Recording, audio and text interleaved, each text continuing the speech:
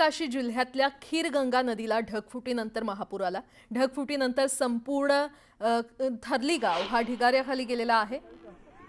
50 ते 60 जण ढिगाऱ्याखाली अडकल्याची भीती व्यक्त होते। अशा महाप्रलयामध्ये एक चमत्कार घडलाय।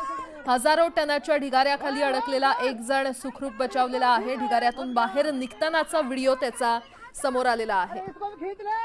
हा व्हिडिओ सध्या सोशल मीडियावर देखील चांगलाच व्हायरल होतोय। थरली गावावर आभाळ कोसळलं असताना एक व्यक्ती मात्र सुदैवानं बचावलेला आहे। उत्तरकाशी जिल्ह्यातल्या खीरगंगा नदीला ढगफुटीनंतर महापूर आला।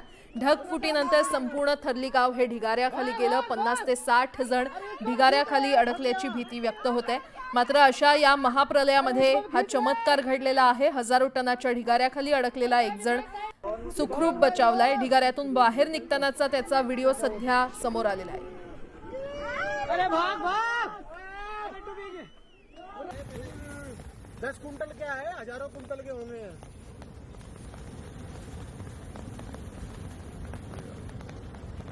तर नांदेडमधील 10 पर्यटक उत्तराखंडमध्ये अडकलेले आहेत आणि त्यातील एका युवकानं व्हिडिओ करून ही माहिती दिलेली आहे। सचिन पत्तेवार या नांदेडच्या युवकानं उत्तराखंडमधील परिस्थितीची माहिती दिली आहे। अतिवृष्टी आणि ढगफुटी झाल्यानं सर्वच नदी नाल्यांना पूर आलाय आणि त्यामुळे रस्ते बंद असून नांदेडचे 10 पर्यटक अडकले। सगळेजण सुखरूप असल्याचं सचिन यांनी सांगितलेलं आहे।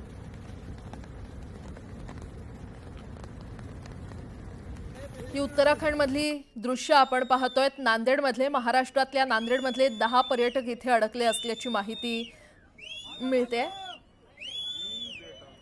कशा प्रकारे या इमारती कोसळतायत ते या दृश्यांमध्ये कैद झालेलं आहे आणि 50 ते 60 जण या ढिगाऱ्याखाली अडकल्याची माहिती सध्या मिळते।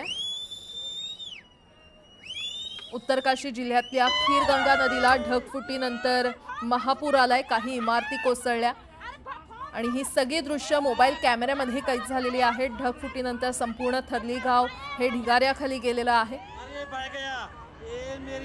अतिशय भयावह अशी ही दृश्य उत्तराखंडमधल्या खीरगंगा नदीला महापूर आला आणि त्यामुळे कशा प्रकारे हे नुकसान झालेलं आहे किंवा 50 ते 60 जण या ढिगाऱ्याखाली अडकल्याची माहिती आतापर्यंत मिळते।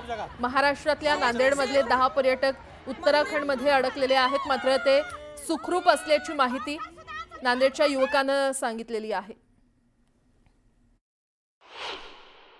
मी सचिन पत्तेवार, नांदेडहून आलेले आम्ही काही जण घटनास्थळाजवळ आहोत। तिथे तुफान पाऊस सुरू असून सगळ्याच नद्यांना पूर आला आहे। त्यामुळे अनेक रस्ते बंद पडले आहेत। आमच्या ग्रुपमधले 7 जण इतर ठिकाणी अडकलेले आहेत आणि आम्ही तिघे दुसऱ्या लोकेशनवर आहोत। तर कृपया कोणी यायचा विचार करत असेल तर सध्या येणे टाळावे।